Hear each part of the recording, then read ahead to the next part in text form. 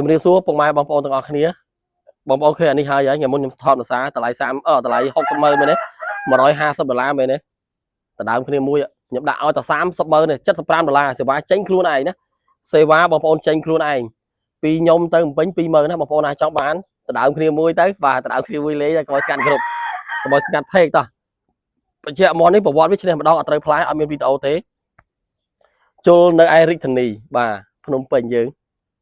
អញ្ចឹងបងប្អូនចង់បានមន់ប្រភេទមន់មានប្រវត្តិយកទៅប្រឡែងជន់មេសិនហេតុផលដែលខ្ញុំលក់ឲ្យតែ30ម៉ឺនអត់មានតែឆ្ងល់ចំម្ចាស់គ្រប់ដាច់លុយឯងមុនឃើញផុស150ហើយមិនបានសុកមកលក់30ម៉ឺនកុំតន់អាវិនិច្ឆ័យម្ចាស់គ្រប់ថាដាច់លុយអត់តន់ដាច់លុយទេឥឡូវនេះគឺដោយសារវាតបៅបាតជើងតែមិនមែនតបៅសាច់คลายទេសាច់កាចទេវាតបៅដោយសារតែវាដើរលើថ្មវាកំបខ្មៅឥឡូវខ្ញុំដាក់វាដើរលើខ្សាច់វិញហើយយើងវាបានឆៃវាបងប្អូនណាពេលយើងចូលហើយបានឆៃវាឥឡូវយើងទៅឆៃវាម្សិលមិញអញ្ចឹងព្រឹកខ្ញុំគិតថាខ្ញុំនឹងធ្វើឲ្យបងប្អូនជ្រូច្បល់មួយគឺ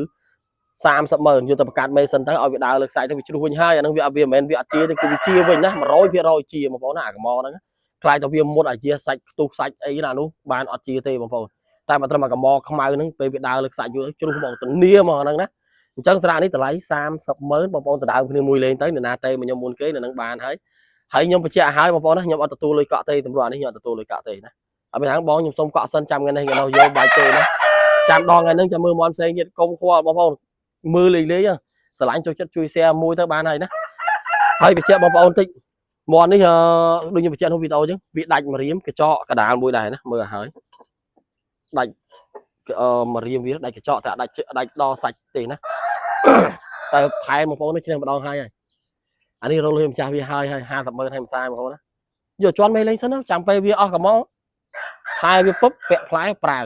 ចូលលុសាមួយនេះអស់តែសាច់អស់តែរោមកកកន្លែងនេះវាគេតោងដាច់តែប៉ុណ្្នឹងឯងឥឡូវពងដោះមកវិញហើយមុខនេះឡើងរោមពងមួយទេតែប៉ុណ្្នឹងទេក្រៅប៉ុណ្្នឹងខ្ចីញញទឹកថ្នាំមូលមកជុំបាទសណ្ដុំស៊ីនតោះអញ្ចឹងអរគុណមកច្រើនបងប្អូនកុំភ្លេចជួយ share អស់គ្នា